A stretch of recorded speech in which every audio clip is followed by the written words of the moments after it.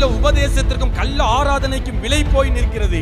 உலகத்தை மாற்ற வேண்டிய சபை உலகத்தால் கரைப்படுத்தப்பட்ட ஒரு நிலைமையில் வேத வசனம் வெறும் எழுத்து கிடையாது, அதற்கு பின்னாடி ஆவியும் ஜீவனும் உண்டு என்று அந்த அனுபவம் எல்லாம் இருக்கு என்ற காரியத்தை ஒரு விசுவாசிக்கு கூட எடுத்து சொல்ல வேண்டும். அதையும் விட ஒரு நல்ல போதகர்களுக்கும் எடுத்து சொல்ல வேண்டிய காலகட்டம் ஒரு சுவிசேஷம்.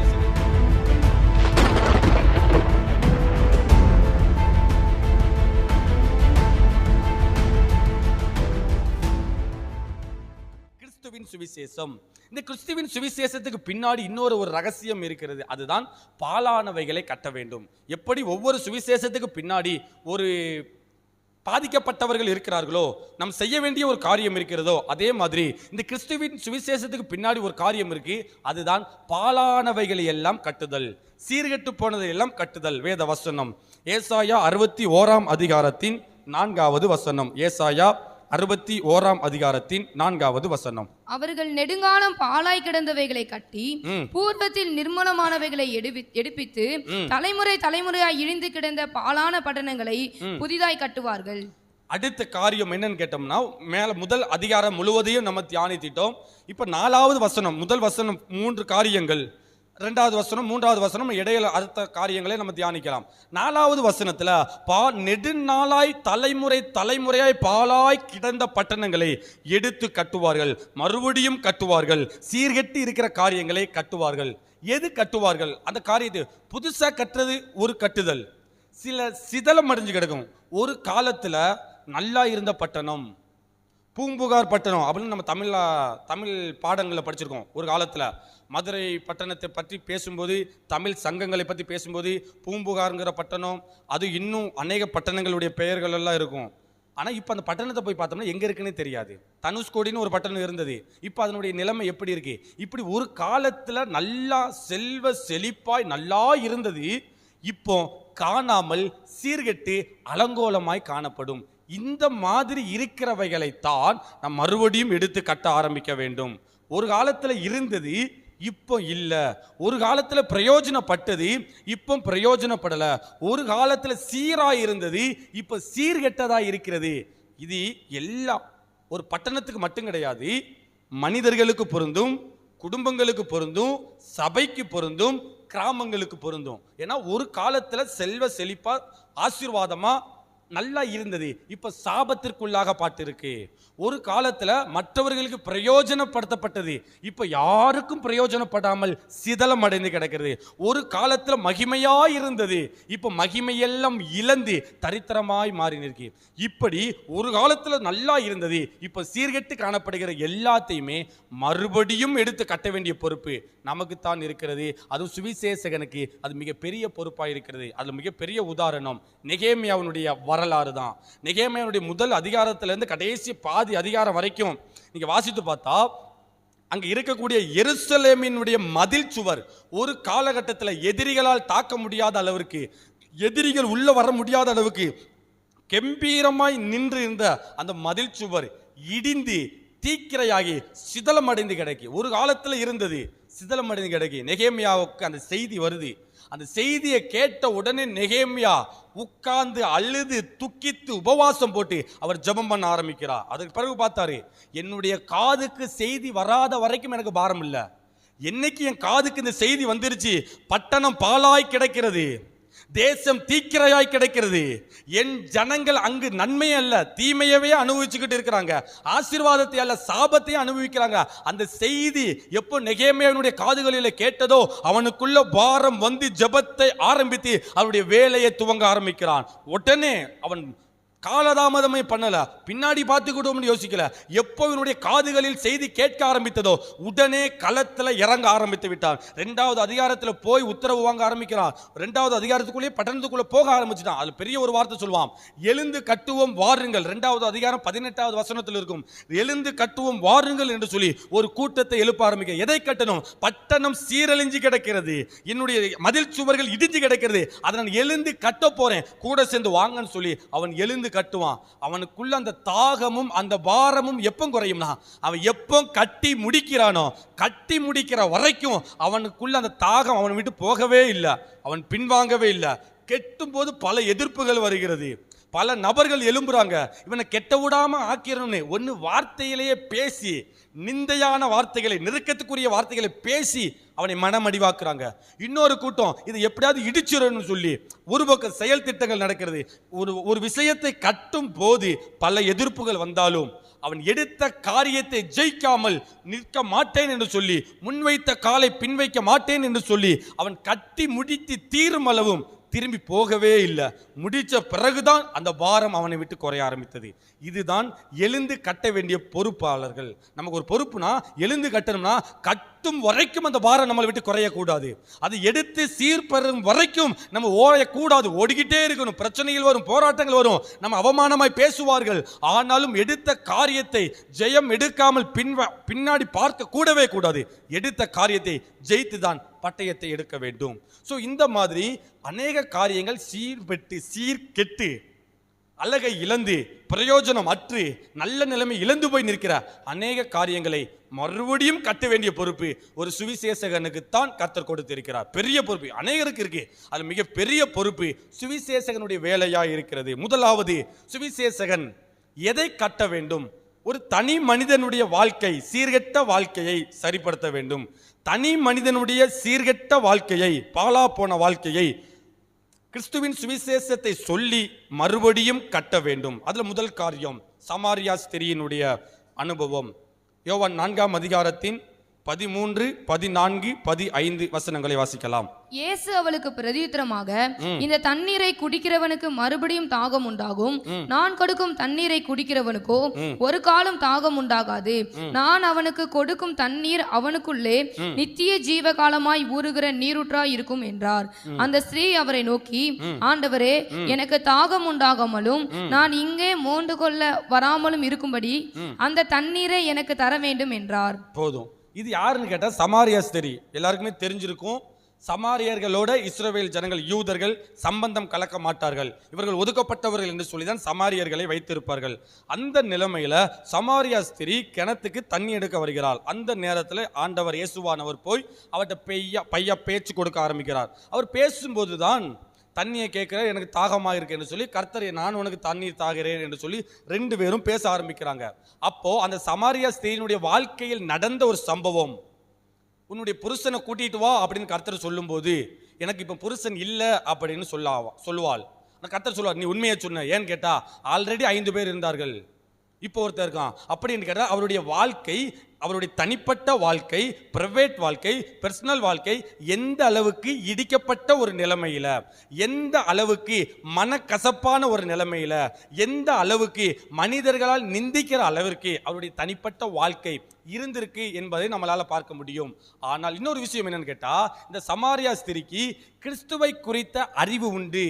ஏன்னா அவங்க சொல்லுவா, கிறிஸ்து வந்துதானே இதெல்லாம் செய்வார் என்ற அந்த ரகசியத்தையுமே சமாரியா ஸ்திரீ சொல்ல ஆரம்பிப்பார். அப்படி என்று கேட்டால் சத்தியத்தை தெரிந்த தேவ பிள்ளைகளுக்கு கூட இதுதான் சத்தியம் என்று தெரியவில்லை. சமாரியா ஸ்திரீக்கு மேசியா வருவார், மேசியா வந்து எங்களுக்கு உதவி செய்வார், மேசியா வந்து எல்லா காரியத்தையும் ஒழுங்குபடுத்துவார் என்கிற செய்தி சமாரியா ஸ்திரீக்கு தெரிந்திருக்கு. ஆனால் இவர்தான் மேசியா என்று அவருக்கு தெரியாமல் போய்விட்டது.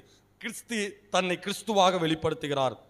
வருகிற மேசியா கிறிஸ்து நான் தான் என்று சொல்லி அந்த இடத்துல சமாரியா ஸ்திரீக்கு தன்னை வெளிப்படுத்த ஆரம்பிக்கிறார். அதுக்கு பிறகு அந்த சமாரியா ஸ்திரீ அப்படியே ஊருக்குள்ள போய் கர்த்தருடைய மகிமையை பிரதிபலிக்கிற அளவிற்கு அவருடைய வாழ்க்கையில பெரிய ஒரு மாற்றம் வருகிறது. தன்னுடைய வாழ்க்கை 5 நபர்கள் 6 நபர்கள் உள்ளே வந்து அவமானப்படுத்தப்பட்டு நிந்திக்கப்பட்டு இருந்த ஒரு தனி மனிதனுடைய பெண்மணியினுடைய வாழ்க்கையில் கிறிஸ்துவானவர் தன்னை கிறிஸ்துதான் என்று வெளிப்படுத்துவதன் நிமித்தம் அவருடைய வாழ்க்கை சீர்கெட்டு வாழ்க்கை சீர்பெற ஆரம்பித்து விட்டது. இப்படித்தான் தனிநபருடைய வாழ்க்கையில், இது முதல் உதாரணம் எதுக்குன்னா, தேவ பிள்ளைகளுடைய வாழ்க்கையே சீர்கெட்டு தான் காணப்படுகிறது. சர்ச்சைக்கு போகக்கூடியவருடைய வாழ்க்கையே சீர்கெட்டு தான் காணப்படுகிறது. சபையில வசனத்தை தெரிந்தவர்களுடைய வாழ்க்கையும் சீர்கெட்டு தான் காணப்படுகிறது. ஏனென்று கேட்டால் சமாரியா ஸ்திரீக்கு சத்தியம் தெரியும், மேசியா வர வேண்டும் என்று காத்து கொண்டிருந்தவர். அப்படிப்பட்டவர்களுக்கும் இதுதான் சத்தியம், இதுதான் மேசியா என்று சொல்லி அதனுடைய விளக்கத்தை சொல்ல வேண்டிய பொறுப்பு ஒரு நல்ல சுவிசேஷகனுக்கு இருக்கிறது. இது மட்டும் கிடையாது, சில போதகர்களுக்கு கூட கிறிஸ்துவின் உபதேசத்தை சொல்ல வேண்டிய காலகட்டம். நிக்கோதேமு யோவான் 3ஆம் அதிகாரத்தின் 3வது வசனத்தை வாசிக்கலாம். யோவான் 3ஆம் அதிகாரத்தின் 3வது வசனம். இயேசு அவனுக்கு பிரதித்திரமாக, ஒருவன் மறுபடியும் பிறவாவிட்டால் தேவனுடைய ராஜ்யத்தை காண மாட்டான் என்று மெய்யாகவே மெய்யாகவே உனக்கு சொல்லுகிறேன் என்றார். போதும். நம்ம ரெகுலரா 2-3 நாட்களா நிக்கதோமை குறித்து தான் தியானித்து கொண்டே இருக்கிறோம். நிக்கதோமை யாருன்னு கேட்டா, இஸ்ரவேல் ஜனங்களுக்குள்ளே போதகனாய் இருக்கக்கூடிய ஒரு நபர். அவருக்கு வசனம் தெரியும், அவர் தான் போதகம் பண்ணக்கூடிய அளவிற்கு. அப்படிப்பட்ட போதகம் பண்ணக்கூடிய போதகர் ஒருவருக்கு ஒரு குறிப்பிட்ட அளவிற்கு மேல சத்தியம் தெரியவில்லை. அதுல முக்கியமான சத்தியம், அவருடைய வாழ்க்கை ஒரு குறிப்பிட்ட கட்டத்துக்கு மேல வளரல. அவளுக்கே பல சந்தேகங்கள் காணப்படுகிறது.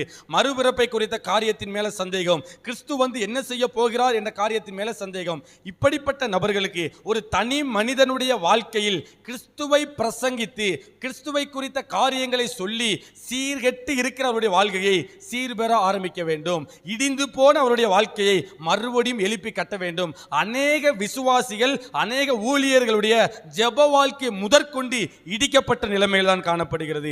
ஏனென்று கேட்டால் அதற்கு மேல அவங்களுக்கு தெரியல. வசனத்தை எழுத்தாத்தான் பார்க்கிறார்களே ஒழிய அதற்கு பின்னாடி ஆவியும் ஜீவனும் உண்டு என்பதை அவர்கள் அறிந்து கொள்ளவே இல்லை. அப்படி என்று கேட்டால் வேத வசனம் வெறும் எழுத்து கிடையாது, அதற்கு பின்னாடி ஆவியும் ஜீவனும் உண்டு என்று அந்த அனுபவம் எல்லாம் இருக்கு என்ற காரியத்தை ஒரு விசுவாசிக்கு கூட எடுத்து சொல்ல வேண்டும். அதையும் விட ஒரு நல்ல போதகர்களுக்கும் எடுத்து சொல்ல வேண்டிய காலகட்டம் ஒரு சுவிசேஷகனுக்கு இருக்கு. இது கிறிஸ்தவ வட்டாரத்தில் மாத்திரமல்ல, கிறிஸ்துவுக்கு அப்பாற்பட்ட ஜனங்கள் அநேகருடைய வாழ்க்கை சீர்கெட்ட ஒரு வாழ்க்கையா இருக்கும். அவ்வளவுதான், என்னுடைய வாழ்க்கையே முடிய போகிறது, என்னுடைய வாழ்க்கை மரணத்துக்கு நேரம் முடிஞ்சு போச்சு, இனி நிந்தையும் அவமானம் தான் என்னுடைய வாழ்க்கையில் வரும், இனிமே என்னால மறுபடியும் பிரயோஜனம் உள்ள ஒரு வாழ்க்கை வாழ முடியாது அப்படின்னு அநேகர் வருவார்களே. பாலாய் என்னுடைய வாழ்க்கை பாலா போச்சு, சீர்கெட்டு போச்சுன்னு சொல்றவங்களுக்கு சொல்ல வேண்டிய செய்தி கிறிஸ்துவின் சுவிசேஷம் தான். ஒரு முறை நான் காலேஜ் படிச்சுக்கிட்டு இருக்கும்போது, என்னுடைய தேர்ட் இயர் நான் படிச்சுக்கிட்டு இருக்கிறேன். அப்போ எப்படியாவது காலேஜில் ப்ரேயர் செல் ஆரம்பிச்சிடணும்னு. ப்ரேயர் செல் வாய்ப்பே கிடையாது. இவ்வளோ நாள் கிறிஸ்தவர்கள் இருக்கிறாங்க, ஸ்டூடெண்ட்ஸ் இருக்கிறாங்க, டீச்சர்ஸ் இருக்கிறாங்க, ஆனால் ஆரம்பித்ததே கிடையாது. எனக்குள்ளே ஒரு தாகம், எப்படியாவது ஆரம்பிச்சிடணுமே, எப்படியாவது ஆரம்பிச்சிடணும்னு சொல்லி ரொம்ப நாளாக ஜோம் பண்ணிக்கிட்டு இருந்தேன். யாருமே கண்ணுக்கு தட்டுப்படலை. ஒரே ஒரு சார், ப்ரொஃபஸர், அவர் மட்டும்தான், அவர் எப்படியோ ஒரு கட்டத்தில் என்னை கிறிஸ்தவன் அவர் என்னை கண்டுபிடிச்சிட்டாரு. அவர் என்னை மெதுவாக கூப்பிட்டு, தம்பி நீ கிறிஸ்தவரா, உன் பேச்சு வித்தியாசமாக தெரியுது, என்ன ஏதுன்னு கேட்டோம். நான் சொன்னேன், ஆமாம் நான் கிறிஸ்தவர் தான். அவர் நானும் தம்பி கிறிஸ்தவன் தான் சொன்னோன்னு ரைட் ஆண்டு கொஞ்சம் நேரம் அவர்கிட்ட நான் பேசிட்டு, சார் எப்படியாவது நம்மளுடைய காலேஜில் ஒரு ப்ரேயர் செல் ஆரம்பிக்கணும், எப்படியாவது ஆரம்பிச்சிரும், நீங்கள் நான் 2 பேர் கூட போதும், எவ்வளோ மற்றவங்களை தேட வேண்டாம், 2 பேர் மட்டும் போதும், ஸ்டார்ட் பண்ணிடுவோம் அப்படின்னு சொல்லியாச்சு. அவர் சொன்னார், இன்னும் 2 பேருக்கு தெரிஞ்சவங்க இருக்காங்க, அவன்கிட்டையும் போய் பேசுவோம், அவனையும் கூப்பிடுவோம் அப்படின்னு சொல்லிட்டு நாங்கள் 2 பேரும் இன்னொரு டிபார்ட்மெண்ட்டுக்கு போகிறோம். அங்கே 2 பேர் இருக்கிறாங்க, 2 பேர்கிட்ட பேசணும், அவங்களும் ஓகேன்னு சொல்லிட்டாங்க. ஸோ 4 பேர் ப்ரேயர் செல் ஸ்டார்ட் பண்ணதுக்கு ஆரம்பிச்சாச்சு. காலேஜுக்குள்ளே வச்சு ப்ரேயர் செல் ஸ்டார்ட் பண்ண முடியாது. ஏன்னா எப்படியாவது நாங்கள் பேசுகிற சும்மாவே 4 பேர் பேச விட்டுற மாட்டாங்க. ஸோ அப்படிப்பட்ட நெருக்கமான இடத்துல இயேசுவை பற்றி சொல்லவோ ஜெபக்குழு நடத்துறது ரொம்ப கஷ்டமாயிடும். அதனால் சாத்தூரில் வச்சு, காலேஜில் வச்சு நடத்தாமல் சாத்தூரில் கூட சிஎஸ்ஐ சர்ச்சில் வச்சு நம்ம எல்லாருமே கேதராகி ஒரு மணி நேரம் நம்முடைய காலேஜுக்காக ஜோம் பண்ணுவோம், ப்ரேயர் பண்ணுவோம் அப்படின்னு சொல்லிட்டு ப்ரேயர் செல்லை ஸ்டார்ட் பண்ணியாச்சு. முதல் நாள் மட்டும்தான் 4 பேர் இருந்தோம். அடுத்தடுத்த நாட்களில் வாரத்துக்கு ஒரு முறை வியாழக்கிழமை மட்டும்தான் ப்ரேயர் செல் வைப்போம். 2 பேரும் கலந்துட்டாங்க, 2 பேர் மட்டும்தான் இருக்கும், நானும் சாரும் மட்டும்தான். நான் 2 ஒத்தாளாக இருந்தாலும் நான் அவரை பண்ணிக்கிட்டு தான் இருப்பேன்னு சொல்லிட்டு, சார் நீங்களாவது வந்துட்டீங்களேன்னு சொல்லி 2 பேரும் 2 வாரம் இருந்தோம். 3வது வாரம் அவரை சஸ்பெண்ட் பண்ணிட்டாங்க. எனக்கே தெரியாது, என்ன திடீர்னு வேலையை விட்டு நிறுத்திட்டாங்க, எனக்கே தெரியல. ஒருவேளை நம்மளே நிறுத்திடுவாங்களோ அப்படின்னு ஒரு பக்கம். இது தேர்ட் இயர் லாஸ்ட் 6th செமஸ்டரில் நின்றுக்கிட்டு இருக்கிறது. இவரை சஸ்பெண்ட் பண்ணது எனக்கு தெரியாது. 2 நாள் கழிச்சு அவரே எனக்கு ஃபோன் அடிச்சாரு. ஃபோன் அடிச்சுட்டு, ராஜா ஒரு பிரச்சனை ஆகிருச்சு, என் மேலே பொய்யாய் ஒரு புகாரை சொல்லி என்னைய காலேஜை விட்டு நீக்கிட்டாங்க அப்படின்னு அவருடைய வாழ்க்கையை சொல்லி, இந்த பொய் புகாரை இவருடைய ஒய்ஃப்ட்டையும் சொல்லிட்டாங்க. காலேஜ் நிர்வாகத்தில் இருந்து அவருடைய ஒய்ஃப்ட்டையும் சொல்லி, இந்த சார் சரி கிடையாது, இவர் அநேகருடைய வாழ்க்கையை கெடுத்துட்டாரு, நாங்களே பார்த்துட்டோம், இனிமேல் இவரோட நீங்கள் சேர்ந்து வாழாதீங்கன்னு சொல்லி அவருடைய ஒய்ஃப்ட்டையும் சொல்லிட்டாங்க. இவர் சஸ்பெண்ட் பண்ணி காலேஜில் ஒரு ஒழுங்கு நடவடிக்கைன்னா ஓகே, இவரை நீக்கிடலாம், அவங்க ஒய்ஃப்கிட்ட போய் ஏன் அவங்க சொல்லணும் அப்படின்னு ஒரு கேள்வி ஆகி போச்சு. கடைசி அவங்க ஒய்ஃபு இவர் கூட வாழ மாட்டேன்னு சொல்லி சண்டைக்கு நின்றுட்டாங்க. நீங்கள் சரி கிடையாது, உங்கள் மேலே பயங்கர புகார் வருது, நீங்கள் நல்லவங்க கிடையாது, நீங்கள் ஒழுக்கக்கேடு உள்ளவர், நீங்கள் ஒழுக்கமே இல்லாதவங்கன்னு சொல்லி சண்டையை போட்டு அவங்க வீட்டுக்கு போயிட்டாங்க. அவங்க வெளியூர். ஸோ 2 பேரும் பிரிந்த நிலைமையில் தான் இவங்க எனக்கு கால் பண்ணுறாங்க. இவர் கால் பண்ணி விஷயத்தை சொல்ல ஆரம்பிக்கிறார். இப்படி ஆகி போச்சு ராஜா, என்ன செய்யணும்னு தெரியல. அப்போ தான் மறுபடியும் அந்த டயத்தில் ஏதாவது இவருக்கு சொல்லணுமேன்னு சொல்லி, கர்த்தர் உங்களுடைய வாழ்க்கையை புதுசாக மாற்றுவார், உங்களுக்கு தேவ சமாதானம் உண்டாகும். ஒருத்தனுக்குள்ள கர்த்தர் புதுசா எல்லாத்தையும் சிந்தையை புதுசாக மாற்றுவார், இருதயத்தை புதுசாக மாற்றுவார். அக்காட்ட நான் பேசுகிறேன் அப்படின்னு சொன்ன உடனே கான்ஃபரன்ஸில் போட்டாங்க. ஸோ நாங்கள் 3 பேரும் இருக்கிறோம். நாங்கள் 2 பேர்ட்டையுமே கவுன்சிலிங் கொடுக்குற மாதிரி அந்த டைமே கவுன்சிலிங் கொடுக்க ஆரம்பிச்சேன். கிறிஸ்துவுக்குள்ளே இருந்தால் எவ்வளவு நெருக்கங்கள் வரும்னு சொல்லி நெருக்கத்தை பற்றி சொல்லி ஒருத்தனுடைய சிந்தையை கர்த்தர் மாற்ற முடியும், புது வாழ்க்கையை கொடுக்க முடியும், தேவ சமாதானத்தை கொடுக்க முடியும்னு சொல்லி இந்த கிறிஸ்துவின் உபதேசத்தை நல்லா பார்த்தோம்னா கிறிஸ்துவின் மறுபிறப்பு, அந்த புதுசு எப்படி ஒரு சிந்தையை கர்த்தர் மாற்றுவார், இடிந்து போன வாழ்க்கையை எப்படி புதுசாக மாற்றுவாருங்கிற செய்தி அவங்க சொல்லிக்கிட்டே இருந்தேன். அவங்க பேசி கடைசி 2 பேருக்காக ஜோம் பண்ணினே அந்த அக்காவால் அதை ஏற்றுக்கிட முடியலை, அந்த காரியத்தை சகிக்க முடியலை. ஒரு 2-3 நாட்கள் ரைட் ஓகே ஓயாமல் ஒரு ஆள்கிட்ட போய் எப்படி பேச முடியும்? மேரேஜ் ஆனவங்க ஒருத்தர் காலேஜ் ஸ்டூடெண்ட்ஸ் போய் எப்படி கவுன்சிலிங் கொடுக்க முடியும்? ஸோ அந்த நிலைமையில் இருக்கும்போது நான் பர்சனலாக ஜோம் பண்ணிக்கிட்டே இருந்தேன். அடுத்த வாரம் வியாழக்கிழமை வந்தது. இவர் காலையில் எனக்கு கால் பண்ணி, ராஜா நான் இன்னும் காலேஜில் என்னை சேர்க்கலை, ஆனால் ப்ரேயர் செல்லுக்கு வந்துரு, நம்ம நடத்திடுவோம் அப்படின்ட்டாரு.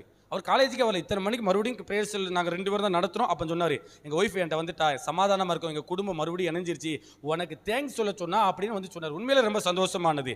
இந்த 2 குடும்பம் 2 பேருமே இன்னும் வரைக்கும் இந்த பிரச்சனையை யார் கொண்டு வந்தா, ஏன் சொன்னாங்கன்னு இப்போ வரைக்கும் எனக்கும் தெரியலை, அவருக்குமே தெரியல. ஆனா ஒண்ணே பிரச்சனையை கர்த்தர் சரிப்படுத்தி விட்டார். இடிந்து போக அவ்வளவுதான் முடிய வேண்டிய கல்யாணமான அந்த திருமண வாழ்க்கையை மறுபடியும் கர்த்தர் சீர்பெற ஆரம்பித்து விட்டார். புதிய சிந்தையை கர்த்தர் கொடுத்துட்டாரு, புதிய இருதயத்தை கர்த்தர் கொடுத்துட்டாரு, எங்களையே புது சிருஷ்டியா மாத்திட்டாரு. நாங்க 2 பேரும் இன்னும் புதுசா ரன்னிங் பண்ண ஓட வேண்டிய ஒரு தருணத்துக்குள்ள கர்த்தரே எங்களை மாத்திட்டாருன்னு சொல்லி அவர்கள் இன்னும் இணைஞ்சி அவங்க குடும்ப வாழ்க்கையை சமாதானமாய் அவர்கள் ஓட்டி கொண்டு இருக்கிறார்கள். இந்த மாதிரி அநேகருடைய தனிப்பட்ட வாழ்க்கை இடிந்த நிலைமையில் இருக்கும். அவர்களுக்கு எந்த செய்தியை சொல்ல வேண்டும்? சுவிசேஷம் சொல்லணும். ஆனா எந்த பகுதியை சொல்ல வேண்டும் இருக்கே, அதுல ஒண்ணுதான் கிறிஸ்துவின் சுவிசேஷத்தை தான் சொல்ல வேண்டும். கிறிஸ்துவின் சுவிசேஷத்துல கர்த்தர் ஒரு மனுஷனை எப்படி புதுசா மாத்துவாரு, பாலாய் போன ஒரு வாழ்க்கையை எப்படி சீர்பெற ஆரம்பிப்பாரு, பிரயோஜனமற்ற ஒரு வாழ்க்கையை எப்படி மறுபடியும் கட்டுவார் என்ற செய்தியை தான் அவர்களுக்கு சொல்ல வேண்டும். வேற எந்த செய்தியும் அவர்களுக்கு ஒவ்வாது. அவங்க பாவம் செஞ்சிருந்தா தான் பாவம் மன்னிப்பு கேட்கணும். அவங்க தான் பாவமே செய்யலையே. அவங்க சாபத்தில் இருந்தா தான் அவர்களுக்கு விடுதலை தேவைப்படும். அவங்க சாபத்தில் இல்ல. அப்படி என்று கேட்டால் வேறு யாரோ சில நபர்கள் தங்களுடைய வாழ்க்கையை கெடுத்து விட்டார்கள், தன்னுடைய வாழ்க்கையை இடித்து விட்டார்கள். இந்த நிலைமையில் அவர்களுக்கு சொல்ல வேண்டிய நற்செய்தி கிறிஸ்துவின் சுவிசேஷம். உன்னுடைய இடிந்து போன வாழ்க்கையை கிறிஸ்துவானவர் மறுபடியும் எழுப்பி கட்டுவார் என்ற செய்தியை சொல்லி தனி மனிதனுடைய வாழ்க்கையை, இடிந்து போன வாழ்க்கையை மறுபடியும் எழுப்பி கட்ட வேண்டும். 2வது, சில இடிந்து போன குடும்பங்களை மறுபடியும் எழுப்பி கட்ட வேண்டும். வேகமாய் வாசிக்கலாம். அப்போஸ்தலர் 16ஆம் அதிகாரத்தின் 31 முதல் 34 வரை. அதற்கு அவர்கள், கர்த்தராகிய இயேசு கிறிஸ்துவை விசுவாசி, அப்பொழுது நீயும் உன் வீட்டாரும் ரட்சிக்கப்படுவீர்கள் என்று சொல்லி அவனுக்கும் அவன் வீட்டில் இருந்த யாவருக்கும் கர்த்தருடைய வசனத்தை போதித்தார்கள். மேலும் ராத்திரியில் அந்நேரத்தில் தானே அவன் அவர்களை அழைத்து கொண்டு போய் அவர்களுடைய காயங்களை கழுவினான். அவனும் அவனுடையவர்கள் அனைவரும் உடனே ஞானஸ்தானம் பெற்றார்கள். பின்பு அவன் அவர்களை தன் வீட்டிற்கு கூட்டிக் கொண்டு போய் அவர்களுக்கு போஜனம் கொடுத்து தன் வீட்டார் அனைவரோடும் கூட தேவனிடத்தில் விசுவாசம் உள்ளவனாகி மனமகிழ்ச்சியாய் இருந்தான். இந்த சம்பவம் எல்லாருக்குமே தெரிஞ்ச ஒரு சம்பவம் தான். அந்த காவலாளியினுடைய வீட்டில் எவ்வளவு பெரிய நெருக்கங்கள், கர்த்தரை ஏற்றுக்கொள்ளாத ஒரு நிலைமையில் இருந்தாங்க. தேவ சமாதானம் இல்லாமல் பவுலும் சீலாவும் உள்ள போய் ஒரு தேவ சமாதானத்தை அந்த குடும்பத்தை எழுப்பி கட்ட ஆரம்பித்து விட்டார்கள். என்னைய சண்டே கிளாஸ் எடுத்து என்னைய கிறிஸ்துவத்துக்குள்ள நடத்தின பெரியப்பாவும் அப்பாவும் அவர் தான் என்னை பல நாட்கள் ஆரம்பத்தில் என்னை விபிஎஸ்சி சண்டே கிளாஸ்ல இருந்து கர்த்தரை குறித்து சொல்லி கொடுத்து என்னை இந்த ஊழியத்துக்குள்ள வள வைத்ததில் பெரிய பங்கு அவருக்கு தான் இருக்கு. அவருடைய அனுபவம் பயங்கர ஆச்சரியமாக இருக்கும். அப்போ நான் ஃப்ரீயாக இருந்தோம்னா அவர்கிட்ட போய் தான் அவர் அனுபவத்தை கேட்பேன். அப்போ அவருடைய அனுபவத்தில் மிக முக்கியமான ஒரு அனுபவம், இவருடைய குடும்பம், இவர் கூட பிறந்தது 3 அண்ணன்கள், சகோதரர்கள், 4 அக்காமார்கள், அக்கா தங்கச்சிங்க. ஸோ நான் இப்படி மாதிரி பெரிய ஒரு 7 பேர் கொண்ட குடும்பம். யாருமே ரட்சிக்கப்படாதவர்கள், விக்கிரக ஆராதனையின் பின்னணியில் பயங்கரமானவர்களாய், கெட்டவர்களாய், துன்மார்க்கமான செயல்கள் செய்யக்கூடிய பொல்லாதவர்களாய் தான் அந்த நாட்கள் இருந்திருக்கிறாங்க. ஸோ அப்போ இவருமே ரசிக்கப்படாதவர். கல்யாணமும் முடிஞ்சிருச்சு, அப்பவும் ரசிக்கப்படலை. ஏதோ ஒரு சந்தர்ப்பத்தை நிமித்தம் இவர் ரசிக்கப்பட்டு விட்டார். இவர் எப்படி ரசிக்கப்பட்டார்னு நாளைக்கு உள்ள செய்தியில் நான் சொல்லியிருந்தேன், இவர் எப்படி ரசிக்கப்பட்டார்னு. அப்படி இப்படியோ ரசிக்கப்பட்ட பிறகு கர்த்தர் விட்டு பேச ஆரம்பிக்கிறாரு. உன் சொந்த குடும்பத்துக்கு போய் முதலாவது சுவிசேஷம் சொல்லி, நான் உன்னைய சபை பாஸ்டராக அழைக்கல, சபை போதகராக உன்னை அழைக்கல, நீ எங்கேயும் சுற்றி திரிந்து சுவிசேஷம் சொல்லாத, உன் இனமாக உன் குடும்பத்துக்கு போய் என்னை பற்றி சொல்லி நற்செய்தியை சொல்லி சுவிசேஷம் சொல்லுன்னு கர்த்தர் சொன்னதுனால இவர் 7 குடும்பம் 8 குடும்பம் இருக்கு. இந்த 7 குடும்பம் 8 குடும்பத்தில் இவர் அங்கே விட்டு எங்கள் ஊருக்கு வந்ததுக்கு பெரிய காரணமே அங்கே சண்டை ஓட்டுட்டு தான் இங்கே வர ஆரம்பிச்சாரு. இவருக்கும் இவருடைய பெரியமாவுக்குமே பெரிய சண்டை, தகராறாகி போச்சு. அவங்க பெரியமா கடைசி சொன்ன ஒரு வார்த்தை, ஓ ரத்தத்தை குடிக்காம நான் சாகவே மாட்டேன், என்கிட்ட போய் வம்பிழுத்துட்டல, உன்னை உசுரோட விட மாட்டேன்னு சொல்லி அவ்வளவு பெரிய ஒரு சண்டை வந்து கல்லால பெரியப்பாவை மண்டையில் அடிச்சு ரத்தம் ஒழுகிருச்சு. அன்னைக்கு தான் ஊரை விட்டு எங்க ஊருக்கு வெளியே வந்துட்டாங்க. ஸோ அந்த மாதிரி சூழ்நிலையில இவருக்கும் அவங்க மேல கொடுவான், எங்க அம்மாவை திட்டிட்டல, ஓ ரத்தத்தை குடிக்காம நான் விட மாட்டேன்னு இவர் பதிலுக்கு பேச, ரெண்டு பேரும் அவ்வளவு பெரிய கை கலவரமாகி ரத்தம் வரக்கூடிய அளவிற்கு பெரிய சண்டையாகி விட்டது. அதுக்கு பிறகு இவர் மூஞ்சில முழிக்கவே கிடையாது. அதுக்கு பிறகு கல்யாணம் எல்லாம் முடிஞ்சு போச்சு. கர்த்தர் சொன்னாரு, முதலாவது உன் சொந்த குடும்பத்துக்கு போய் சுவிசேஷத்தை சொல்லுன்னு. இவருக்கு என்ன சொல்லணும்னே தெரியல, எப்படி போக முடியும்? சண்டை ஓட்ட ஒரு ஆள், என்னை அடிக்கணும்னு சொன்ன ஒரு ஆளு, நான் அடிக்கன்னு சொன்ன ஒரு ஆளு, அந்த ஆள்கிட்ட போய் எப்படி பேச முடியும்னு சொல்லிட்டு இவரு ஜோம் பண்ணிட்டு கர்த்தரே சொல்லிட்டாரு சொல்லிட்டு அவங்க வீட்டுக்கு மொத்த அந்த பெரியமா வீட்டுக்கு, அவர் பெரியமா வீட்டுக்கு தான் போறாரு. போன உடனே அது கொஞ்சம் வயசான ஆள், யாரு அப்படின்னு கேட்டிருக்கு. நான் தான் அப்பாவு வந்திருக்கேன், என் மகனான்னு சொல்லி கட்டி பிடிச்சு அணைச்சிட்டாகலாம். இவங்களுக்கு பயங்கர ஆச்சரியம் போச்சு, அடிப்பாகன்னு பார்த்தா அணைச்சிட்டாகலன்னு சொல்லி அதுக்கு பிறகு இயேசுவை பற்றி அங்கே நற்செய்தி சொல்லாங்களாம். இவர் சொல்ல சொல்ல சொல்ல கர்த்தர் அதுக்கு ஏற்ற மாதிரி அற்புத அடையாளங்கள் எல்லாம் செய்ய ஆரம்பிச்சிட்டாரு. அங்கே இருக்கக்கூடிய பெரிய குடும்பம், அந்த குடும்பத்தில் அக்கா தம்பி எல்லாரும் குடும்பத்தையும் சேர்த்தா குறைஞ்சது ஒரு 70 பேருக்கு குறையாம ஒரு அவ்வளவு பேர், ஒரு ஆளு கூட கிறிஸ்துவை ஏற்றுக்கொள்ளாதவர்கள், கிறிஸ்துனா யாருன்னே தெரியாது, சாமி ஆடக்கூடிய நிலைமையில் இருக்கக்கூடியவங்க, பூசாரியால இருக்கிறவங்க, அந்த குடும்பத்தில் அந்த 70 பேர்ல இருக்கிறவங்க, அப்படிப்பட்ட நபர்களுக்கு இவர் போய் சுவிசேஷத்தை சொல்லி கிறிஸ்துவுக்குள்ள நடத்தி, அதுல ஒரு ஆள் பாஸ்டரா மாதிரி அவர் கூட இருக்கக்கூடிய ஏகப்பட்ட வேற கிறிஸ்துவுக்குள்ள நடந்து அநேக இக்னேட்டரை உருவாக்கி இன்னும் அநேக சுவிசேஷ தாகத்தை கொடுத்து எல்லாரும் ஜெபிக்கிறவங்கள மாற்றக்கூடிய பெரிய பொறுப்பு இந்த அப்பாவு பெரியப்பாவுக்கு தான் இருக்கு. இவர் உள்ள போய் கிறிஸ்துவின் சுவிசேஷத்தை சொல்லி வழிதப்பி போய்கொண்டு இருந்தவர்களை, சீர்கெட்ட வாழ்க்கை அவ்வளவுதான் அடிதடி தான் உங்களுடைய வாழ்க்கைன்னு சொல்லிக்கொண்டு இருக்கவங்க, அவங்க குடும்பத்துக்குள்ள போய் எல்லார் குடும்பத்துக்கும் கிறிஸ்துவை குறித்து சொல்லி எல்லார் வீட்டிலையும் 1 2 கவர்மெண்ட் உத்தியோகத்தில் கூடிய ஆர்மி போலீஸ் யாராவது ஒரு ஆள் கட்டாயம் ஒரு வீட்டில் இருக்கத்தான் செய்கிறாங்க. அந்த அளவுக்கு இவர்களை கிறிஸ்துவுக்குள்ள வளர்த்தி சீர்கெட்டு இருக்க வேண்டிய குடும்பத்தை சீர்பெற வைத்தது இந்த பெரியப்பாவினுடைய சுவிசேஷம். ஒரு சுவிசேஷம் ஒரு குடும்பங்களை கட்ட ஆரம்பித்து விடும், குடும்பத்தினுடைய போக்கையை சரிப்படுத்த ஆரம்பிக்கிறோம். அந்த குடும்பம் இனிமே அவ்வளவுதான், இனி வழிமாறி போயிட்டாக அப்படிங்கிற நிலைமையில கிறிஸ்துவினுடைய சுவிசேஷத்தை சொல்லி வழிமாறி போக வேண்டிய குடும்பத்தை சரிப்படுத்த முடியும், இடிந்த குடும்பத்தை சீர்பெற வைக்க முடியும். அதற்கு கிறிஸ்துவின் சுவிசேஷத்தை சொல்ல வேண்டும். மூன்றாவது, சீர்கெட்டு இருக்கக்கூடிய சபைகள், வேகமாய் வேகலாம். சீர்கெட்டு இருக்கக்கூடிய சபைகள், அநேக சபைகள் சீர்கெட்ட நிலைமையில காணப்படுகிறது.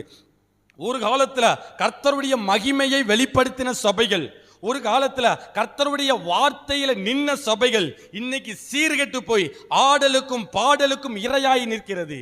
கள்ள உபதேசத்திற்கும் கள்ள ஆராதனைக்கும் விலை போய் நிற்கிறது. உலகத்தை மாற்ற வேண்டிய சபை உலகத்தால் கரைப்படுத்தப்பட்ட ஒரு நிலைமையில் இருக்கிறது. இடிந்து போய் சிதலம் அடைந்து கள்ளர் குகையாய் இருக்கக்கூடிய சபையை மறுபடியும் சீர்பெற வைக்க வேண்டும் என்றால், மறுபடியும் அவர்கள் எடுத்து கட்டப்பட வேண்டும் என்றால் கிறிஸ்துவின் சுவிசேஷம் பிரசங்கிக்கப்பட வேண்டும். இயேசுவானவருடைய நாட்களில் தேவாலயத்துக்குள்ள போய் பார்த்தா காசுக்காரர்களும் புறா விற்கிறவர்களும் அந்த இடத்துல இருக்கதை பார்த்து இவருக்குள்ள ஒரு பக்தி வைராக்கியம் வந்து காசுக்காரருடைய காசை எல்லாம் அவர் எடுத்து கவிழ்த்து போட்டு சவுக்கை எடுத்து அடிக்க ஆரம்பித்தார். அப்ப அவர் சொல்வார், என்னுடைய வீடு ஜெப வீடு என்று எழுதியிருக்கிறது, நீங்களோ கள்ளர் குகையாக்கி விட்டீர்கள். அப்படி என்று கேட்டால் சபை இன்றைக்கு சீர்கெட்ட நிலைமையில காணப்படுகிறது. சபையானது தன்னுடைய அழகை இழந்து நிற்கிறது. சபைக்கு ஒரு சீர் இருக்கிறது, அந்த சீர் எல்லாம் கெடுக்கப்பட்ட ஒரு நிலைமையில இது உலகமா சபையான்னு கூட தெரியல. அந்த அளவுக்கு சிதலம் அடைந்து துன்மார்க்கரால் சூறையாடப்பட்டு இருக்கக்கூடிய, ஓநாய்களால் கடித்து குதற வைத்துக் கொண்டிருக்கக்கூடிய சபை மறுபடியும் சீர்பெற வேண்டுமே ஆனால், இடிந்து போன சபை மறுபடியும் கட்டப்பட வேண்டுமே ஆனால் கிறிஸ்துவை சபை சந்தித்தே வேண்டும். இயேசுவை சந்திக்கிறாங்க, கிறிஸ்துவை சந்திக்கல. இயேசுவானவரை பத்தி தெரியும், கிறிஸ்துவை பற்றி தெரியுமா? கிறிஸ்து என்ன, கிறிஸ்துவனுடைய அத்தாரிட்டி என்ன தெரியுமா? கிறிஸ்துவனுடைய நியாய தீர்ப்பின் அத்தாரிட்டி தெரியல. கிறிஸ்து எவ்வளவு பயங்கரமானவர் தெரியல. சபைக்கு இயேசுவினுடைய அன்பை பற்றி தெரியுது, கிறிஸ்துவினுடைய நீதியை பற்றி தெரியல. அப்படி என்று கேட்டால் சபைக்கு கிறிஸ்துவை பற்றி வெளிப்படுத்த வேண்டிய பொறுப்பு ஒரு நல்ல சுவிசேஷகனுக்கு இருக்கிறது.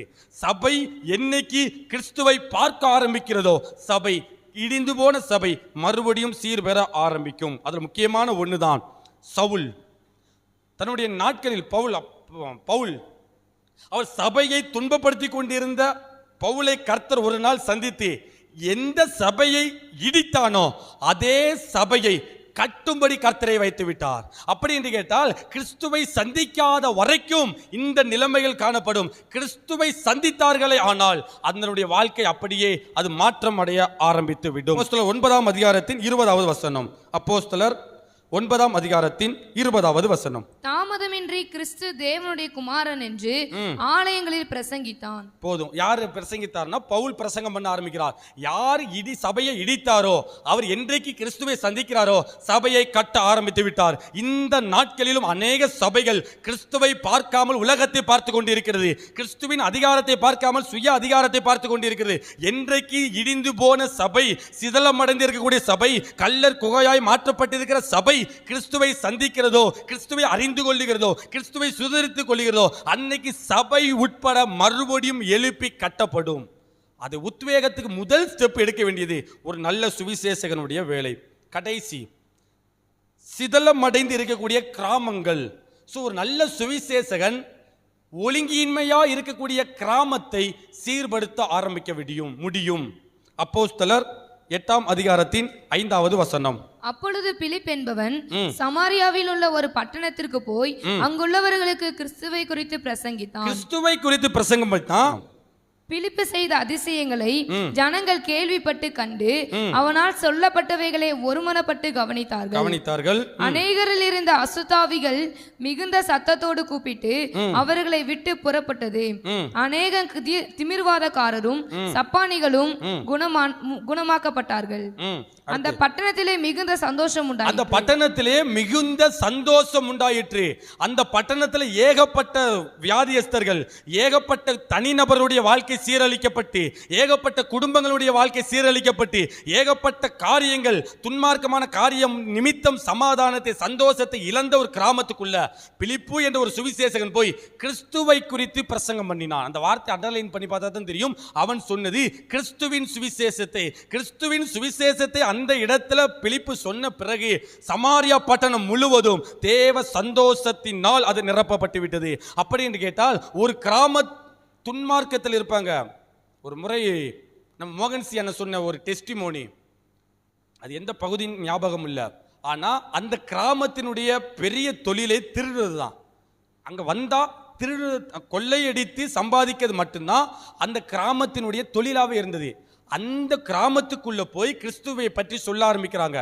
கிராமமே ரசிக்கப்பட்டு, கிராமமே மனம் திரும்பி தங்களுடைய திருட்டு தொழிலை விட்டுட்டு அவங்க அப்படியே நல்ல தொழில் இதுதான் செய்ய வேண்டும் என்று சொல்லி அவங்க ஒழுக்கத்துக்கு நேராக திரும்ப ஆரம்பித்து விட்டார்கள். இப்படி ஒரு கிராமத்துக்குள்ள ஒரு சுவிசேஷகன் போய் கிறிஸ்துவை பிரசங்கிக்கப்படும் போது அந்த கிராமத்தில் காணப்படக்கூடிய எல்லா சீர்கேடான காரியங்கள், இடிந்த நிலைமைகள் மறுபடியும் எடுத்து கட்டப்படுவது. இந்த இடிந்து போன நிலைமையை மறுபடியும் எடுத்து கட்டுவதற்கு ஒரு சுவிசேஷகன் உள்ள போய் கிறிஸ்துவை சுவிசேஷமாய் பிரசங்கிக்கப்பட வேண்டும். ஒன்று இப்படி. ரெண்டாவது, இடிந்து பாலாய் கிடக்கிற சபைகள் எத்தனை கிராமங்களில் ஒரு இடிஞ்சு போய் பால் அடைஞ்சு செத்தலும் செதலுமாய் அப்படி பாலடைஞ்சு கிடக்கக்கூடிய சபை. அந்த கிராமத்துக்கு ஒரு காலத்தில் எவ்வளவு ஆசீர்வாதமாக இருந்த சபைகள். தேவாலயமும் ஸ்கூலும் ஒரே காம்பவுண்டுக்குள்ள, ஒரே கேம்பஸ்குள்ள. அங்கே போய் எல்லாம் இடிஞ்சு போன நிலைமை. சின்ன சின்ன ஓட்டு விடுதியா எல்லாம் நிலைஞ்சு எல்லாமே சீர்கெட்ட ஒரு நிலைமையில இப்படி மிஷினரிமார்களால் கிராமத்திற்கு ஆசீர்வாதமாக இருந்த எத்தனையோ கட்டிடங்கள், அங்கு படித்து எத்தனையோ பேருக்கு நல்ல படிப்பு படிச்சிருக்கிறாங்க, ஒழுக்கமான காரியங்களை கற்றுக்கொண்டிருக்கிறாங்க, கிறிஸ்துவை ஏற்றுக்கொண்டிருக்கிறாங்க. ஆனால் அநேக கிராமங்களில் சபைகளும் மிஷினரி மாறிகள் தங்களுடைய தியாகங்களின் நிமித்தம் ஏற்படுத்த கட்டிடங்கள் எல்லாம் நாசமாய் போய் சிதலம் அடைந்த நிலைமையில் காணப்படுகிறது. எடுத்து கட்டுவதற்கு ஆள் இல்லை, மறுபடியும் எடுப்பித்து கொடுவதற்கு செயல் திட்டங்கள் எதுவுமே இல்லாமல் பாலடைந்த நிலைமையில் காணப்படுகிறது, சிதலம் அடைந்த நிலைமையில் காணப்படுகிறது. கிராமங்களுக்கு ஆசீர்வாதமாய் இருந்த மிஷினரி ஸ்தாபனங்கள் எல்லாம் சிதலம் அடைந்து கிடக்கிறது. மறுபடியும் சீர்பெற வைக்க வேண்டுமேயானால், அந்த கட்டிடங்கள் மறுபடியும் எழும்பி தன்னுடைய சீரை மறுபடியும் பெற்றுக்கொள்ள வேண்டுமேயானால், மறுபடியும் தன்னுடைய ஓட்டத்தை துவங்க வேண்டுமேயானால், ஒரு நல்ல சுவிசேஷகன் அந்த இடத்துல கிறிஸ்துவின் சுவிசேஷத்தை பிரசங்கித்து பாலாய் போன கட்டிடங்களை, பாலாய் போன ஸ்தாபனங்களை மறுபடியும் எடுத்து கட்ட வேண்டிய பொறுப்பு ஒரு நல்ல சுவிசேஷகனுக்கு இருக்கு. சுவிசேஷகன் எழும்பல, சுவிசேஷகன் போய் பிரசங்கம் பண்ணல. அதனால கல்லர்களுடைய கைகளிலே மிஷினரி ஸ்தாபனங்கள் மாட்டிக்கிடுச்சு. அவர்கள் பொருளாதாரத்திற்காக, பினான்சியலுக்காக அந்த காரியத்தை பயன்படுத்தி கொண்டு இருக்கிறாங்க. சமூக சேவை கிடையாது, மனிதாபிமானம் கிடையாது, தொண்டு செய்வோம்னு சொல்லிட்டு எல்லாம் காசுக்காக வேலை பார்க்கக்கூடிய நிலைமைகள் வந்து விட்டது. ஒரு காலத்துல கிராமங்களுக்கு ஆசீர்வாதமா இருந்த ஸ்தாபனம் அது. ஆனா இப்ப சாபக்கேடாய் வந்து நிற்கிறது, இடிந்த நிலைமை. மறுபடியும் சீர்பெற வேண்டுமே ஆனால் நல்ல சுவிசேஷகன் போய் சுவிசேஷம் அறிவிக்க வேண்டும். எத்தனையோ உதாரணங்கள் சொல்லலாம். எத்தனையோ மிஷினரிமார்கள் ஒரு கிராமத்துக்கு போன செய்யற ரெண்டே வேலை, ஒன்னு சபை கட்டுவாங்க, ரெண்டாவது ஸ்கூல் கட்டுவாங்க. இந்த ரெண்டுமே அந்த பாலாய் போன கிராமத்தை மறுபடியும் சீர்பெற வைப்பதற்கு நல்லா ஓடிக்கிட்டு இருந்த அந்த ஸ்தாபனங்கள் மறுபடியும் இடிந்த நிலைமையில காணப்படுகிறது. மறுபடியும் அதை எழுப்பி கட்ட வேண்டிய பொறுப்பு ஒரு நல்ல சுவிசேஷகனுக்கு தான் இருக்கிறது. பாலாய் போன ஸ்தாபனங்களை மறுபடியும் எடுத்து கட்ட வேண்டிய பொறுப்பு ஒரு நல்ல சுவிசேஷகனுக்கு தான் இருக்கிறது. ஸோ அதனால தான் கர்த்தர் கட்டக்கூடிய ஒரு அதிகாரத்தை கர்த்தர் நமக்கு கொடுக்கிறார். நீ பேதுருவாய் இருக்கிறாய், இந்த கல்லின் மேல் நான் சபையை கட்டுவேன். ஸோ நம்ம மேலே கட்டணும்னா நம்ம அர்ப்பணிக்க வேண்டும். கட்டக்கூடிய ஒரு அதிகாரம், உருவாக்கக்கூடிய ஒரு அதிகாரம். பாலாய் போனவைகளை மறுபடியும் கட்ட வேண்டிய பொறுப்பு ஒரு நல்ல சுவிசேஷகனுக்கு இருக்கிறது. இருக்கிற இடத்துல எல்லாருமே எழுந்து நின்று நம்ம ஜெபிக்கலாம். எல்லாருமே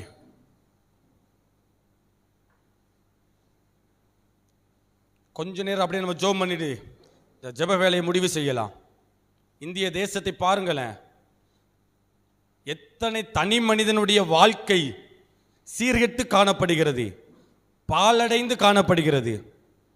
எத்தனை குடும்பங்கள் பாலடைந்து காணப்படுகிறது, எத்தனை சபைகள் சிதலமடைந்து காணப்படுகிறது, எத்தனை கிராமங்கள், எத்தனை கிராமத்தில் மிஷினரி ஸ்தாபனங்கள், மிஷினரிமார்கள் உருவாக்கின கட்டிடங்கள், அவனுடைய செயல் திட்டங்கள் எல்லாம் சிதலமடைந்து பாலாய் கிடக்கிறது.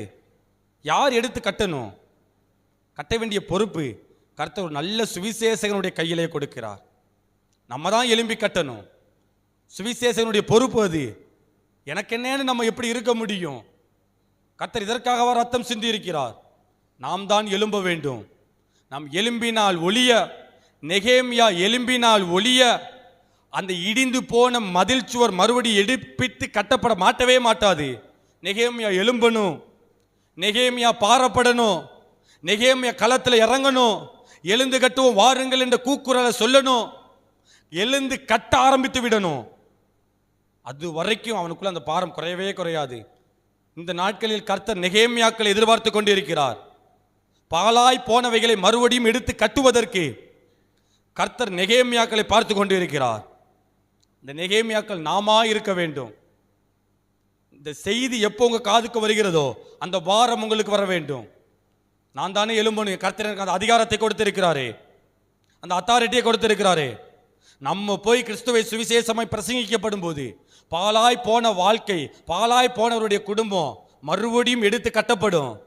சிதலமடைந்து கல்லர் குகையாக இருக்கக்கூடிய சபைகள் மறுபடியும் தேவாலயத்தின் மகிமையினால் நிரப்பப்படும். எத்தனை கிராமங்கள் மறுபடியும் தன்னுடைய பழைய சீருக்கு திரும்ப ஆரம்பிக்கும். நாம் எழும்பாத வரைக்கும் இந்த காரியங்கள் நடக்கும்.